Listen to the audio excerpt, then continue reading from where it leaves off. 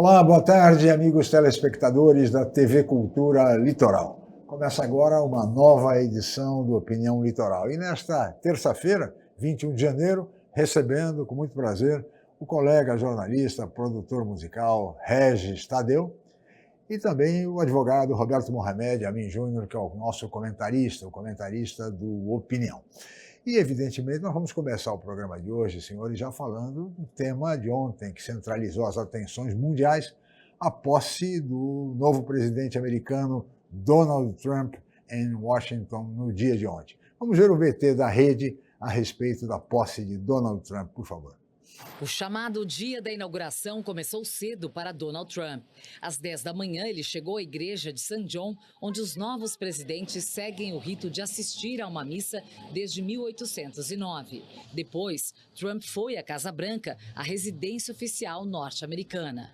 Lá se encontrou com o presidente Joe Biden. O cumprimento entre os dois foi inédito, porque o republicano não compareceu à posse do democrata em 2021 como protesto ao resultado eleitoral da época. De lá, eles se encaminharam ao Capitólio, a sede do Congresso dos Estados Unidos, que em 2021 foi atacado por apoiadores de Trump.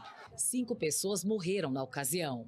A posse seria do lado de fora do prédio, mas foi transferida para dentro por causa do intenso frio. Vários convidados compareceram, entre eles os ex-presidentes Bill Clinton, George W. Bush e Barack Obama. Trump fez questão de chamar aliados da extrema-direita, como o presidente da Argentina, Javier Milei, da Hungria, Viktor Orbán, e a primeira-ministra da Itália, Giorgia Meloni. Nas primeiras filas, magnatas da tecnologia, como Mark Zuckerberg, dono da Meta, Jeff Bezos, da Amazon, e Elon Musk, do X e da Tesla, que agora também vai assumir o Departamento de Eficiência Governamental da nova gestão. Muito bem, este é o VT a respeito da posse de Donald Trump. Eu gostaria de saber com o nosso Regis Tadeu a avaliação que você faz e qual a expectativa em torno da gestão que se inicia hoje, efetivamente, de Donald Trump. Meu caro Regis, boa tarde, obrigado pela presença. Boa tarde, muito obrigado, sempre um prazer aqui estar com vocês. Sempre reclamando que o programa tem uma curta duração, que é para não perder o hábito. Quando você tem um governo que tem um departamento de eficiência, você já começa a descobrir, você já começa a sentir que vai ter muita presepada midiática. Obviamente que não poderia ser diferente vindo de Donald Trump. Mas, na verdade, é sempre aquela velha frase que a gente ouve, né? Qual é o grande cerne de governo? É a política, é a economia. Então, assim, toda essa discurseira do Trump, essa coisa que inclusive agora os Estados Unidos agora vai ter uma nova época de ouro, né? Inclusive com um discurso já dizendo que vai se falar para masculino e feminino, que não tem mais o todes lá dele, você já começa a perceber que vai ser um governo, como sempre, extremamente midiático e, basicamente, se o Donald Trump ele não conseguir resultados econômicos significativos em relação ao período do Joe Biden, o negócio vai degringolar para uma abordagem, eu vou dizer assim, extremamente direitista no pior sentido do termo, porque esse discurso dele com relação aos imigrantes, com relação à Groenlândia,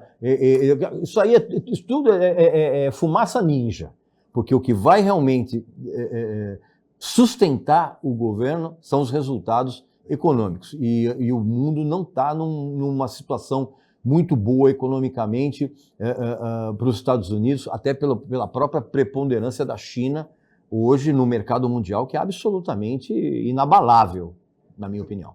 Muito bem. Roberto Mohamed, gostaria de ouvi-lo. Boa tarde, Roberto. Obrigado pela presença. Boa tarde, Chico. Prazer estar com o Regis aqui. Tem uma coisa que a gente já discutiu aqui, inclusive no programa que a gente fez com o André Roncalli, que assumiu uma diretoria no FMI e mora em Washington. O Trump fez uma campanha recheada de mentiras e uma posse e um discurso recheado de mentiras. Ou seja, ele manteve, né, o que Pelo menos Ele coerente, continua né? sendo o mentiroso. É.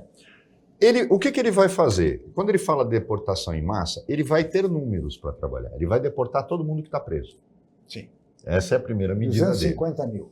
O que não significa, em momento algum, que ele vai afetar a economia. Muito pelo contrário, ele vai liberar despesa. Sim.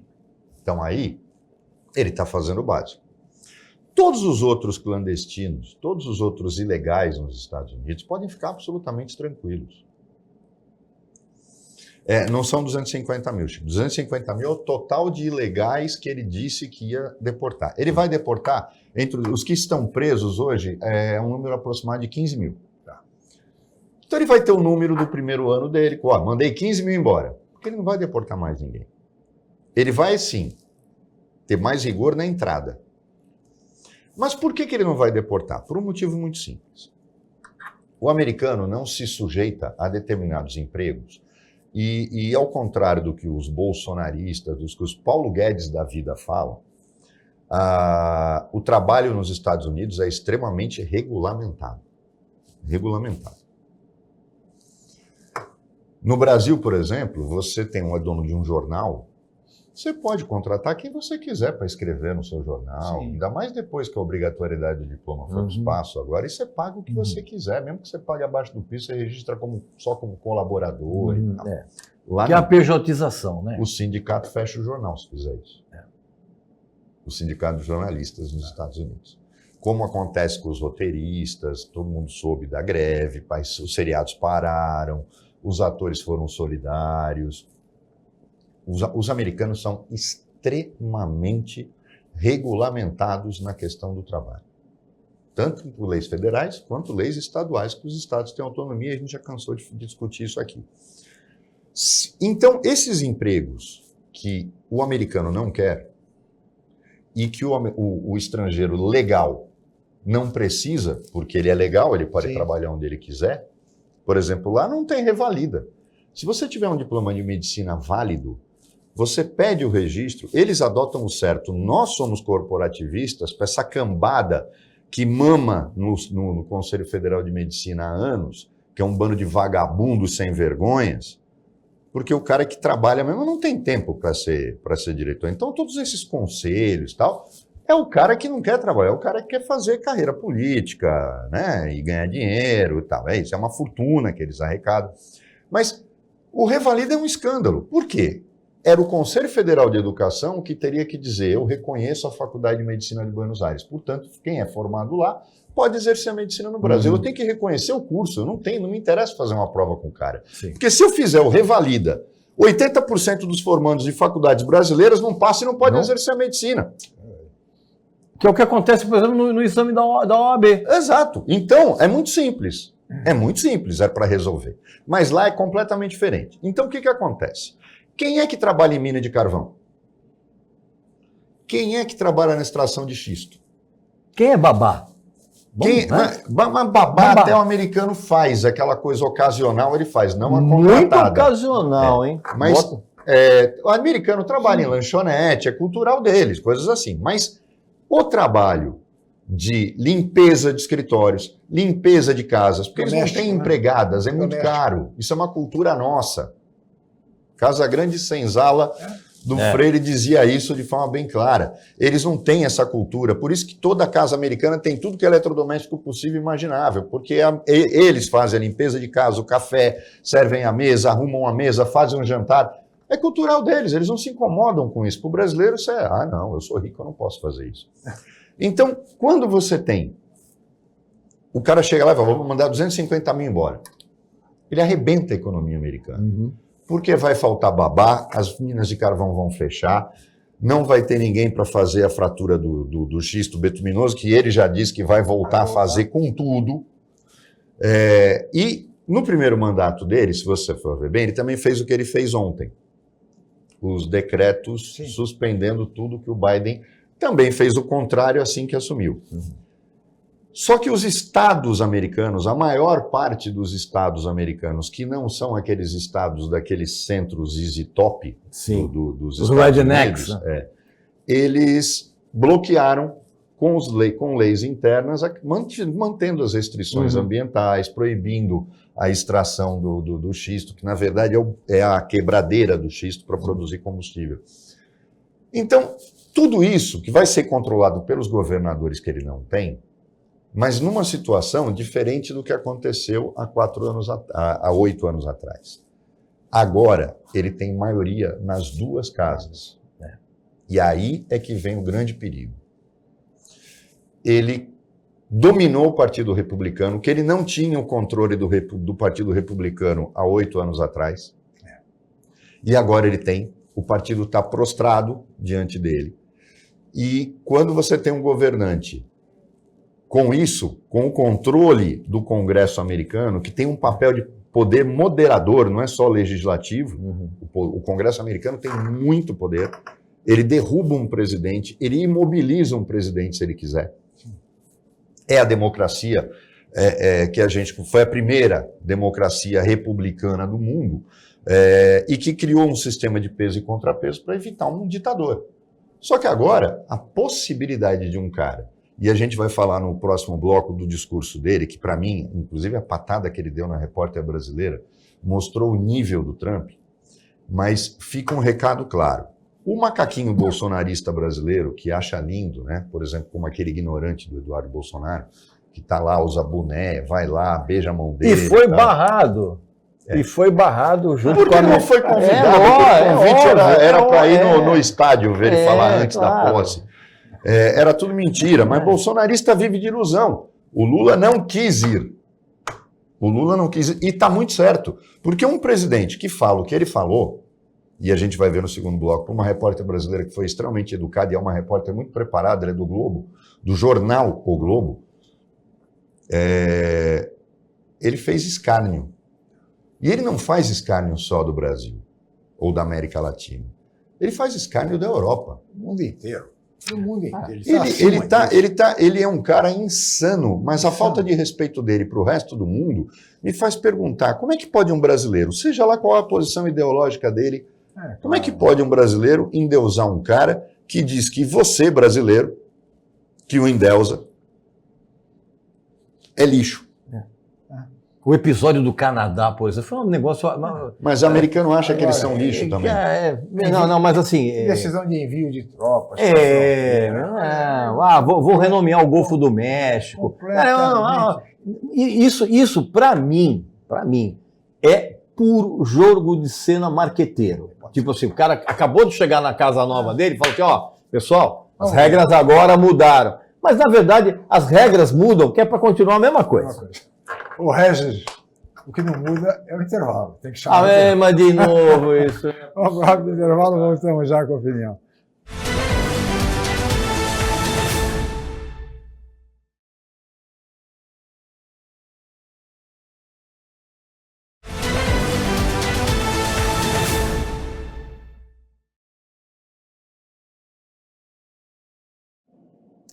Muito bem, estamos de volta com a opinião desta terça-feira, 21 de janeiro, e hoje recebendo com muito prazer o colega jornalista, produtor musical Regis Tadeu e o advogado Roberto Mohamed, que é o nosso comentarista do Opinião. E vamos continuar falando de Donald Trump e agora vamos para o VT que trata do discurso feito por Trump ao tomar posse. Vamos ver. America will reclaim its rightful place as the greatest, most powerful, most respected nation on earth, inspiring the awe and admiration of the entire world. A short time from now, we are going to be changing the name of the Gulf of Mexico to the Gulf of America, and we will restore the name of a great president, William McKinley, to Mount McKinley, where it should be and where it belongs.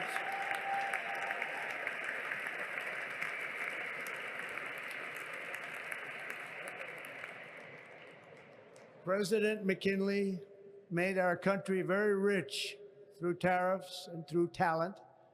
He was a natural businessman and gave Teddy Roosevelt the money for many of the great things he did, including the Panama Canal, which has foolishly been given to the country of Panama after the United States. The United States, I mean, think of this, spent more money than ever spent on a project before and lost 38,000 lives in the building of the Panama Canal. We have been treated very badly from this foolish gift that should have never been made, and Panama's promise to us has been broken. The purpose of our deal and the spirit of our treaty has been totally violated. American ships are being severely overcharged and not treated fairly in any way, shape, or form, and that includes the United States Navy. And above all, China is operating the Panama Canal, and we didn't give it to China, we gave it to Panama, and we're taking it back.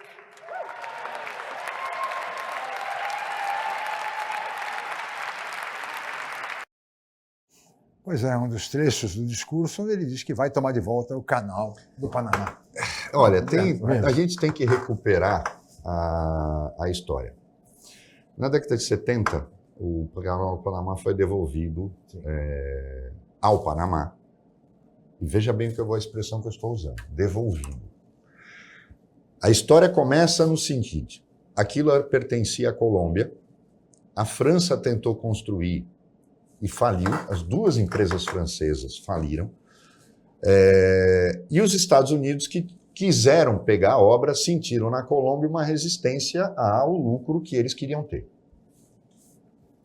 Criaram o Panamá, criam um país, coisa que a França não fez, criam um país. Isso era uma característica francesa em relação à sua ideia de domínio. Quando aquela região chinesa do Laos, Camboja, Vietnã era a Indochina, o chinês não fragmentava território, ele era dono do território todo. Quando existe, e os ingleses também faziam essa bobagem quando eles saíam, para enfraquecer o local, a colônia que eles deixavam, acabaram fragmentando. Exatamente. Não houve concordância francesa nisso, mas acabaram fragmentando naquele montoado de países, que acabou provocando a entrada dos Estados Unidos ali para frear o domínio da China, que se estenderia àquela região. Aconteceu isso no Panamá, eles financiaram a rebelião, houve a independência, colocaram um presidente fantoche, Zé Mané, e fizeram o canal do Panamá do jeito que eles queriam. Quando o Panamá começa a se tornar um país de verdade, descobre que o canal já estava pago nos anos 50. Na década de 50 não havia mais nada. Os Estados Unidos já tinham recuperado o seu dinheiro e era extremamente caro o canal do Panamá. Você vê que tudo que ele fala está errado. É mentira. Quando os Estados Unidos, aí nos anos 70, com a pressão até do mundo todo, devolvem o canal ao Panamá, ele já tinha sido pago 10 vezes. E houve um acordo de tarifas feito com todo mundo. O americano não paga mais que francês. Tá? E vamos colocar uma outra mentira que ele conta. Ele esqueceu de dizer. A frota mercante americana é pouquinho maior que a nossa. Por quê? Porque os grandes armadores do mundo são dinamarqueses, os vikings se juntaram aos romanos e fizeram a MSC, a Norsk, a Maersk, essa francesa que comprou a Santos Brasil, eles juntos têm 70% da frota mercante do mundo. São esses caras que usam o canal do Panamá, não são navios americanos. E navios militares pagam uma sobretaxa quando eles passam. Mas isso faz parte do acordo lá da década de 70. E os americanos também cobravam. Então vamos colocar a verdade. Esse homem mente pelos poros. Compulsivamente. É um negócio assim absurdo. É aquela mentira patológica. O cara ele mente e ele acredita, muitas vezes ele acredita na própria mentira que ele está falando. E aí é engraçado. Essa ingerência da China no canal do Panamá. O Jeff, ele não tem nada a ver com nada. O Jeff Bezos, Mark Zuckerberg e Elon Musk, na posse, e o dono do Google também, o turco lá.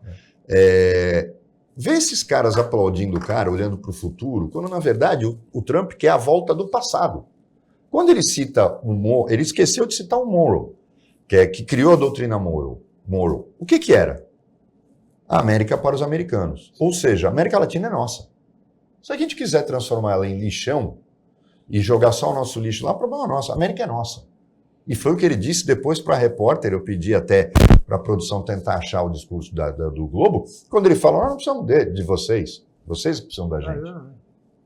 E aí eu, brasileiro, fico batendo palma que nem um macaquinho de circo para um cara desse, que mente deslavadamente, que cria coisas como, por exemplo, eu vou incorporar o Canadá.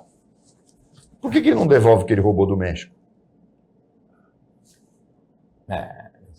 São coisas que não dá. A história da Groenlândia é outra. Devolver o Texas, nem pensar. Sem falar na Groenlândia. Exatamente. Para quem não sabe, a Groenlândia, na verdade, ela pertence à Dinamarca. Sim. E isso... mas ela é uma região semi-autônoma. Não, sim, mas assim, mas isso também demonstra, mais uma vez, o desprezo que o Trump tem também com relação à Europa. Então, assim, é uma coisa tão megalomaníaca do mal que você começa a achar que realmente ele é um mentiroso patológico. Agora, evidentemente que toda essa cambada aí, o Elon Musk, essa turma, na verdade, está de olho em benefício econômico.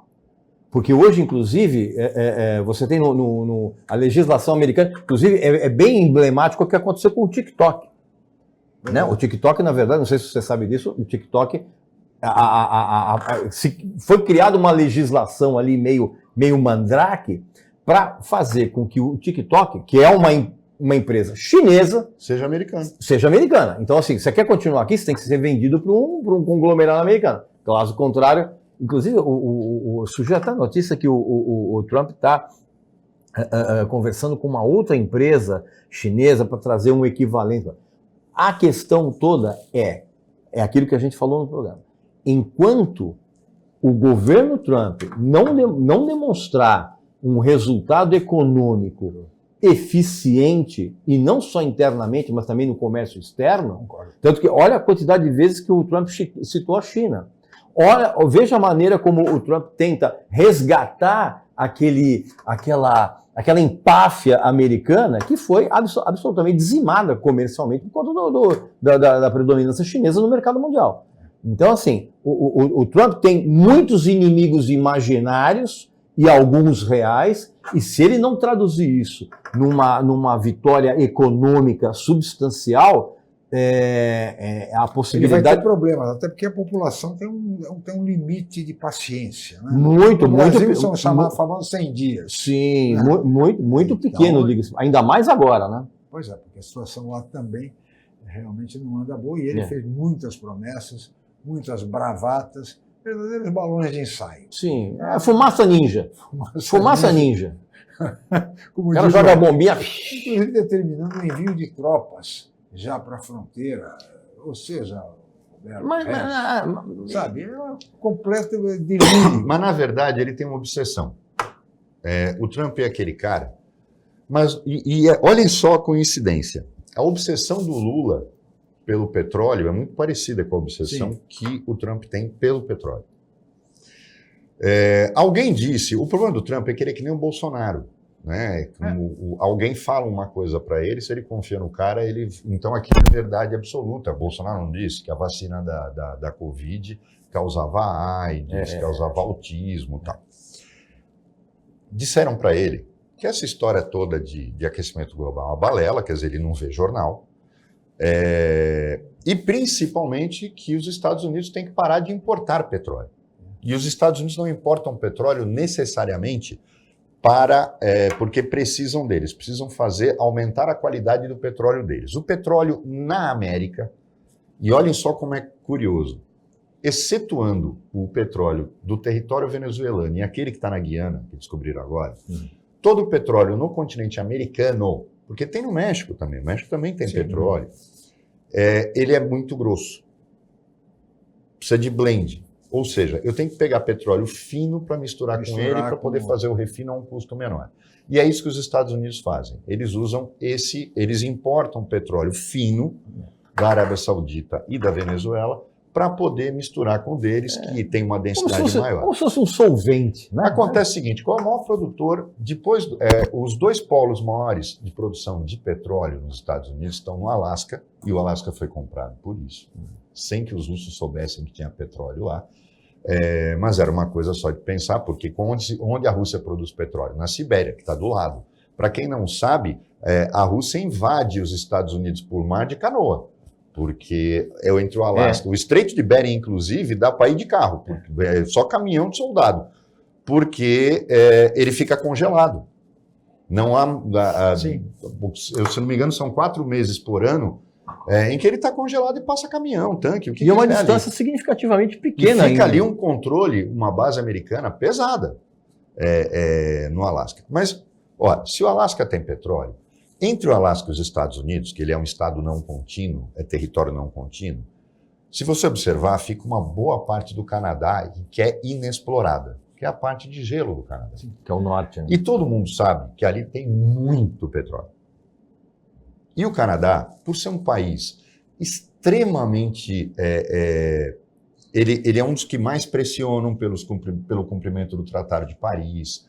Ele tem uma preocupação ambiental muito grande. E é um país que tem uma população pequena e não quer viver de exportação de petróleo por causa do custo ambiental e social que ela tem. O Canadá diz o seguinte, fala que ninguém vai entrar. A gente E sabe as que empresas? tem, a gente sabe que tem, mas aqui ninguém mexe. E os americanos, as empresas americanas, estão sedentas pelo petróleo que tem lá. Sedentas. E é petróleo fino. São características que são às vezes inexplicáveis, mas aí ele começa com a bravata. Por que ele quer o canal do Panamá de volta? Para estar bem pertinho da Venezuela. Sim. Porque ele deu uma frase, quando ele já estava fora da presidência, em que ele dizia que o único arrependimento dele militar em relação ao governo dele foi não ter invadido a Venezuela. Então, e na verdade, por causa do Maduro, ele não está nem aí por causa da democracia que as pessoas passam falando. Ele só quer o petróleo venezuelano. A Groenlândia não é só petróleo, é urânio. Só que tem um detalhe, só pode explorar isso na Groenlândia, Chico, se você tiver o aumento do aquecimento global e derreter o norte da Groenlândia. Ele já está contando com isso. Então, ele é um louco que as pessoas não têm noção do que esse homem está falando. Se ele vai conseguir, é lógico que hoje ele esqueceu que a Dinamarca é da OTAN, ele esqueceu que você tem acordos internacionais e os Estados Unidos sozinhos não conseguem fazer uma guerra com o mundo. Além do que, a China está babando para ele fazer uma bobagem. Porque no mesmo dia que ele invadir alguém, ela toma Taiwan. É isso aí. Muito bem, Roberto Regis, vamos para mais um intervalo, voltaremos em seguida com a opinião.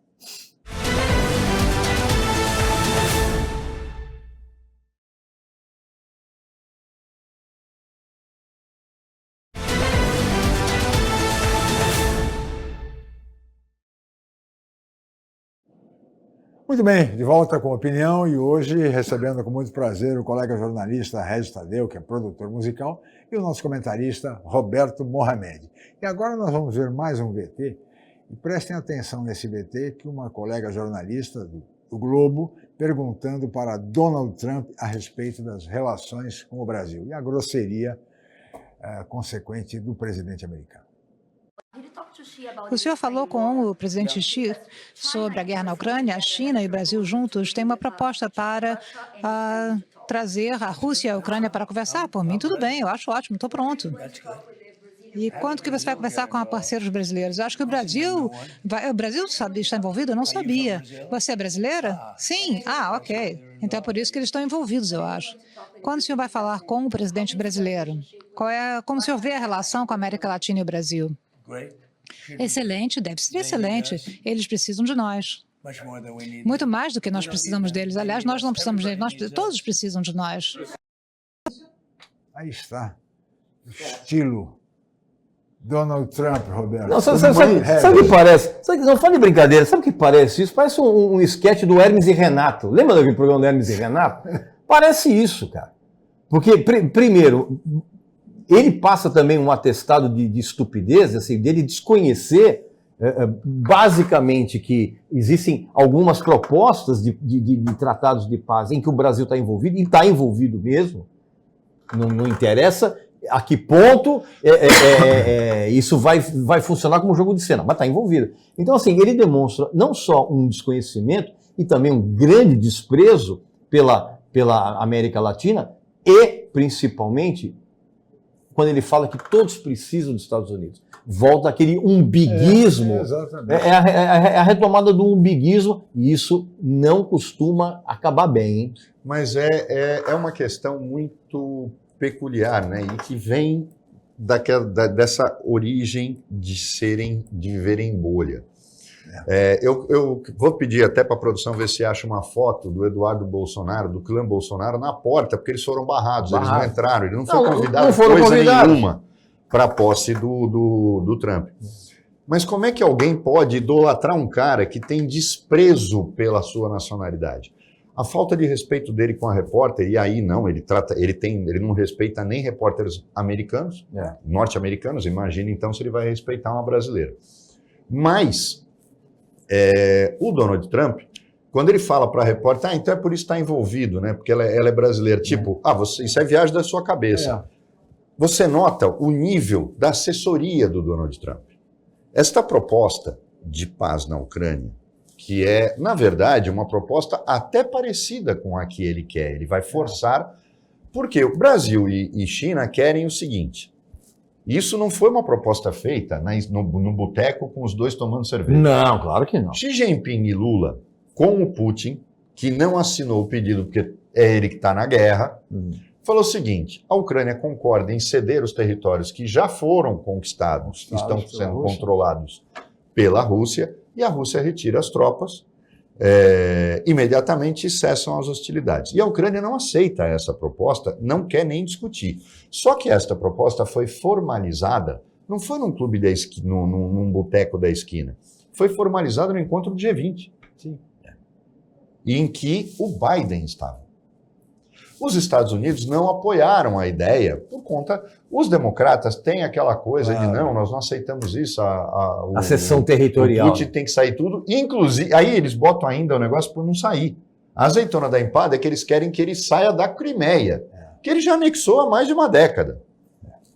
Então, não dá para agora você imaginar um presidente que fala uma bobagem dessa, que desconhece uma proposta feita por dois países do BRICS, que é um bloco econômico que é muito mais poderoso hoje do que é a comunidade europeia, e achar ele dizer, ninguém precisa. Agora, quando ele fala do Brasil e fala dela, nós não, eu não vou negociar nada, eu não vou conversar com Lula, não vou conversar com esse palhaço do Milei que veio aqui puxar meu saco e tal, não vou fazer nada disso. Eu quero que vocês se explodam. É isso que ele vai fazer. E, para mim, ser mico, não é mito, é mico de um cara que me despreza, que despreza a minha nacionalidade, que despreza o meu país, eu não consigo aceitar isso. Para mim é um medíocre. Talvez uma tendência masoquista, talvez. Pode ser. Né? Psicologicamente falando, né? Bom, para quem ajoelhava para pneu na porta de quartel, né? Isso não é nada, né?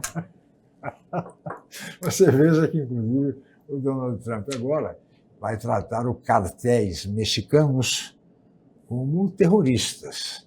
Pelo menos ele anunciou isso também.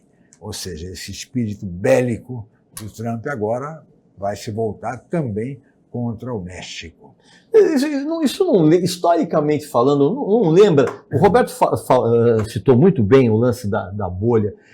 Às vezes eu vejo que os Estados Unidos eles vão embarcar em algo que a história já mostrou, que era a empáfia do Império Britânico. Eu vejo muita semelhança disso, essa empáfia umbiguista, sabe? Sim. Tipo, somos a nação mais importante do mundo. Eu vejo muito essa uma correlação entre esse nacionalismo dominante e somos a polícia do mundo, somos o mais importante do mundo. Isso tem muito a ver com o Império Britânico, e a gente sabe como o Império Britânico acabou, né? Pois é, esse lado de polícia do mundo. Né? Isso aí é... Ele disse também que acabaria com a guerra Ucrânia e Rússia em um dia. Quer dizer, é de se imaginar que ele vai deixar de mandar armas para a Ucrânia, provavelmente, e, consequentemente... Coisa que, inclusive, o Joe Biden fez num dos últimos atos da administração Joe Biden, foi a liberação de armas para o exército ucraniano. Na liberação de uso de armas, restritas, ele tinha, mas não podia usar. E aí o Biden fez uma grande bobagem, porque provocou uma reação muito pesada da Rússia, que acabou, inclusive, destruindo a embaixada de Portugal, que é um país da OTAN. Só que aí os caras falam, não, calma, a coisa não é bem assim. Mas o que eu tenho certeza que ele vai fazer imediatamente, e é preciso entender algumas... São paradoxismos do Donald Trump. Ele não é inimigo da China. Ele faz bravata. O Biden era muito mais belicoso com China e Rússia do que o Biden, do que o Trump. O Trump tem uma relação amistosa com a Rússia. Como seria belicosa também se a Kamala Washington fosse... Nossa, aí o clima belicoso de guerra seria muito grande. Quem esquece da visita da presidente da Câmara, patrocinada pela própria Kamala Harris, a Taiwan, num momento de crise? Então, hoje, por exemplo, fica claro para mim, ele já prorrogou a permanência do TikTok. Ele quer um sócio americano. Vai ver que ele vai mandar vender para o Jeff Bezos, para o Mark Zuckerberg e tal. Por isso que eles estavam felizes lá na frente, como convidados de honra. Ele vai, se a China retomar, agora a porta está aberta para a China. Se ele tiver uma atitude militar com quem quer que seja, é a desculpa que eles precisam. Falou, não vem chamar minha atenção não. O que você está querendo defender Taiwan? Você acabou de invadir fulano? Qualquer coisa que ele faça agora é um motivo. E ele não vai defender Taiwan. Sim. Biden iria para a guerra. Sim. Ele não vai defender Taiwan. E a gente está diante... Então, esse negócio de o que para o mundo é ruim. Um regime de força autoritário ou de um louco nos Estados Unidos afeta o mundo todo. Mas afeta a economia, afeta os negócios, afeta o empreendedorismo, tudo isso. Se ele aumentar as tarifas de importação de produtos que os Estados Unidos hoje são dependentes, os Estados Unidos são os maiores importadores do mundo. E sempre foram. Mas para retomar a produção e se tornar independente, ele vai ainda... Isso demora mais de 4 anos. Até porque os Estados Unidos não têm o ritmo chinês de crescimento. Exatamente. Sim. E sabe o que vai acontecer se ele taxar os produtos chineses, brasileiros, europeus? Inflação. Que é o que derruba um presidente. Exatamente. Que é aquilo que a gente falou no começo do programa. É a economia. É a questão loucura tem um preço. Pois é. Loucura tem um preço. Ele não vai estar disposto a pagar. Por mais que ele tenha insanos do lado dele, eles não vão permitir que ele coloque uma corda no próprio pescoço, porque nem os republicanos vão segurar no Senado ou na Câmara um presidente que destrói a economia americana. Sendo que, inclusive, os Estados Unidos, não sei se, obviamente que a gente sabe disso, mas talvez o pessoal em casa, os Estados Unidos são grandes clientes da China. Grandes clientes. Assim, como o Roberto bem frisou, os Estados Unidos são uma das nações que mais importam produtos hoje. E assim, a entrada de produtos chineses no mercado americano é imensa. Por exemplo, para nós, os Estados Unidos não são o nosso maior parceiro comercial, o terceiro maior parceiro. Pasmem, o primeiro parceiro é a China e a Argentina. Argentina, claro. Mas para a China, eles são os maiores compradores que a China tem. Então, para ele, isso é tudo bravata. Claro. Para você ver como a direita brasileira, essa extrema-direita, que tem gente aí com boné do Trump sem saber do que ele fala, não pensa que se esse bravateiro falar alguma coisa ou fizer alguma coisa, ele está botando uma corda no próprio pescoço dele. E eles acreditam que ele vai pressionar o Supremo Tribunal Federal a tornar o Bolsonaro elegível. Desculpa, vocês têm... não vai ter... Não, isso aí... É um pouco demais. Isso, desculpa, mas eu quero até resgatar isso aí é acreditar na volta da Vila Sésamo.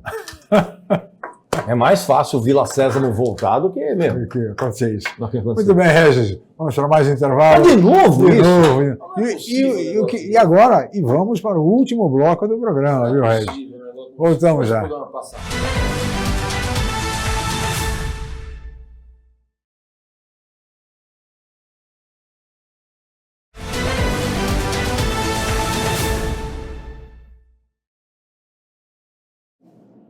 Muito bem, estamos de volta com a opinião desta terça-feira, dia 21 de janeiro, e hoje recebendo com muito prazer o colega jornalista, produtor musical, Regis Tadeu, e o advogado do programa e também comentarista, Roberto Mohamed Amin Júnior. E agora vamos deixar Donald Trump de lado, já está exercendo a sua nova função como presidente americano, e vamos vir para o Brasil e mostrar trechos em VT do Roda Viva de ontem e também da semana passada, que reuniu cantoras brasileiras, Vanessa da Mata no programa anterior e Roberta Miranda no programa de ontem. Vamos ver, por favor.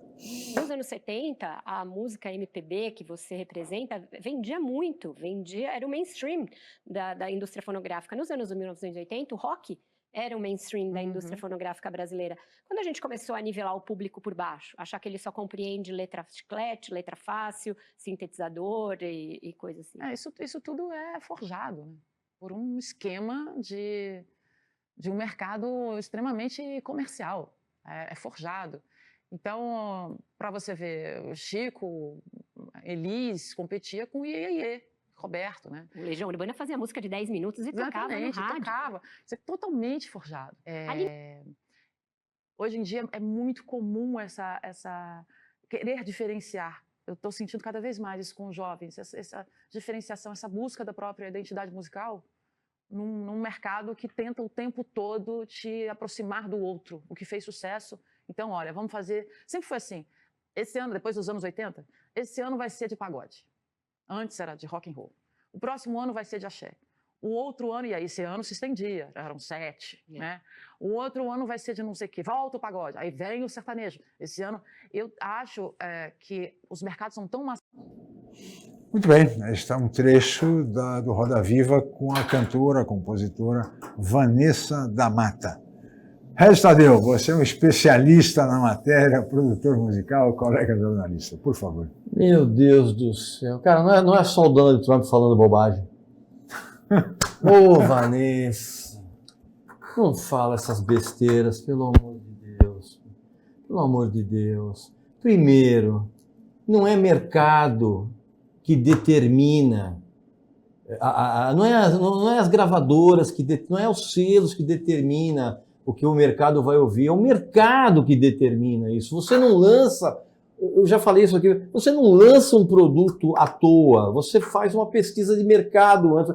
Então, precisa parar com esse negócio de que nós éramos uma MPB mainstream no passado, com Elis Regina, Chico Buarque. Cara, essa leva de artistas geniais nunca foi mainstream. O mainstream, ou seja, a grande massa consumidora de música do Brasil, sempre foi popularesca. Eu já falei isso várias vezes, a gente já conversou isso entre nós aqui. O que sustentou a presença e a carreira de gente como Chico Buarque, Milton Nascimento, Caetano Veloso, Gilberto Gil, Gal Costa, Maria Bethânia, Elis Regina, o que sustentou a carreira foram as vendas de artistas popularescos.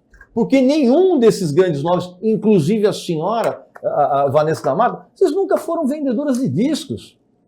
Vocês traziam algum tipo de respeitabilidade para as gravadoras, mas ali no balancete final, vocês não vendiam nada.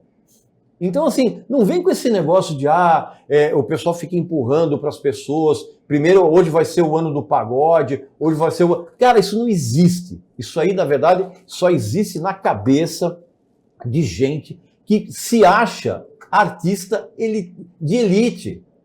Porque quem determina isso é o mercado. Se você tem a proliferação, e eu falo proliferação, de grupos de pagode novamente, ou de funk carioca, ou desse sertanejo de Araque, é porque existe um mercado consumidor para isso. não estão sendo colocados produtos para o mercado consumir. O mercado tem essa demanda e a indústria fornece isso. Pelo amor de Deus. Mas você sabe que Chico, tem uma coisa nessa são as mentiras que as pessoas contam e que se tornam verdade, que são repetidas. Caetano Veloso, Milton Nascimento, Chico Buarque, Gilberto Gil, eles renovavam contratos, às vezes até milionários, na década de 70 e 80, e as pessoas parecem que não pensam no porquê. A música brasileira sempre foi ridícula em termos de venda, medíocre, desde os anos 60. E passou toda a década. Nos anos 80, com a explosão do rock brasileiro, a maior vendedora de discos no Brasil foi a Xuxa. Essa explosão, inclusive, fomentada pelas próprias gravadoras que pagavam para tocar a banda de rock brasileira no Chacrinha, na TV, no rádio. Exato. E, principalmente em 1986, para quem não lembra o ano do Plano Cruzado, sim, em que o Brasil, pela primeira vez, discos passaram de 1 milhão de cópias vendidas, a Xuxa vendeu 5 milhões de discos na década. Não foi o rock brasileiro. Se você juntar todas as bandas brasileiras na década, não venderam o que a Xuxa vendeu. Então, e a Xuxa é qualidade musical?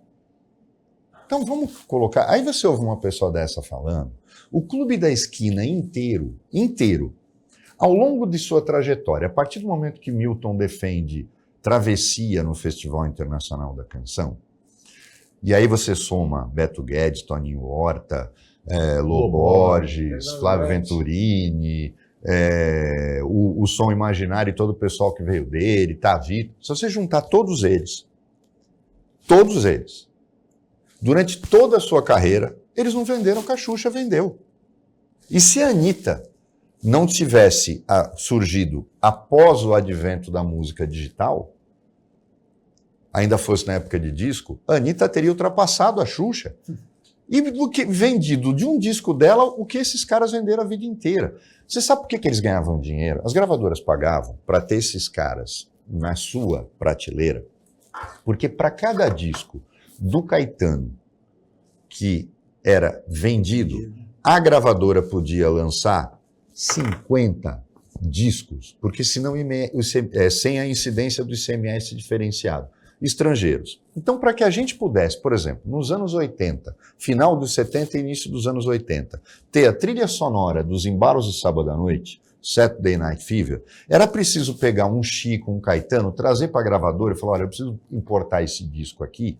Então é o seguinte, eu vou te pagar, eu vou fabricar teus discos, eles vão ficar encalhados, eu vou distribuir, mas eu vou registrar como venda, e aí eu posso trazer os discos, a trilha sonora de Grease e outras coisas mais. Porque era consignação. A gravadora ela contabilizava como venda, mas na verdade era consignação. E aí surgia outra lenda, que depois alguns artistas brasileiros, e o máximo foi o Lobão, com aquela coisa de eu quero numerar os discos, vamos numerar os discos. Por quê?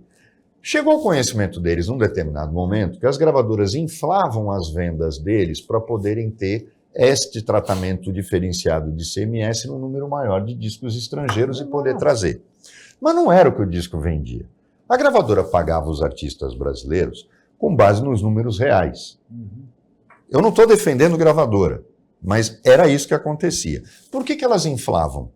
Elas inflavam para poder ter o crédito de ICMS. Aí alguém chegou e teve a ideia esperta. Não, olha, vamos dizer que eles estão nos roubando. Eles dizem que isso aqui é só para efeito fiscal, para poder trazer disco de fora. Não é não, eles têm que pagar a gente por isso, nós também queremos parte desse lucro. E aí começa essa história do disco numerado, que nunca foi implantada, que todo mundo sabia o que as gravadoras faziam, mas os artistas aí começam a falar assim, eu quero participar do butim. E as gravadoras reagem dizendo o seguinte, tá bom, eu vou parar de te pagar royalty, quero que você se dane, porque você vende 10 mil cópias. Não tem mais adiantamento de produção, não tem mais nada. Exatamente. E aí, o Brasil acredita nas lendas que ele mesmo cria. Agora, Chico, eu queria fazer uma observação aqui. O Roda Viva. E, aliás, ontem foi a Roberta Miranda. Não precisa nem mostrar vídeo. Né? Eu não sei o que está acontecendo com o Roda Viva. Às vezes eu vejo a Vera Magalhães, tadinha, um desespero lá. Um programa que já fez, se eu pego o arquivo do Roda Viva, ele é talvez o programa mais relevante do nosso jornalismo. Sem dúvida. Sem dúvida. E tem tido uma crise de convidados, e pior, de entrevistadores, que a gente não acredita. Tem algumas coisas, a gente entende as dificuldades financeiras que a nossa emissora está passando, mas ela não pode começar a virar uma Band, porque senão vai ter o mesmo destino. Você hoje ouve a Rádio Bandeirantes e tem um cara lá que vai vender hora pro nobis, aí você vê locutores que você acha sérios, dizendo que tomam todo dia, que se curaram da artrite e a hemorroida dele regrediu, porque ele toma o diabo do hora pro... Os caras estão... Você vê, o que é uma emissora que precisa se vender para essa... Se o negócio fosse bom, estava vendendo em farmácia, meu amigo. Esse negócio de venda direta é para produto que encalha em farmácia. Aí o cara cria esse negócio. Então, é triste ver esse destino. Eu acho que a gente sabe do problema político que passa qualquer emissora educativa, mas eu acho que o Roda Viva tem que voltar ao seu lugar. O Roda Viva precisa voltar a ser relevante. Pautas não, mais... Ele precisa ser relevante. Relevante no entrevistado, relevante no entrevistador, para voltar a ser o programa que durante décadas mandou na discussão política e cultural brasileira. O mais relevante programa da TV brasileira. Da TV brasileira, não. E nada é pior hoje, e isso eu não estou falando só da TV Cultura, estou falando das emissoras em geral. Nada é pior hoje, cara, de você ter uma atração chapa branca, levantadora de bola, para o entrevistado cortar. Pô, não é isso, cara. Para quem lembrar,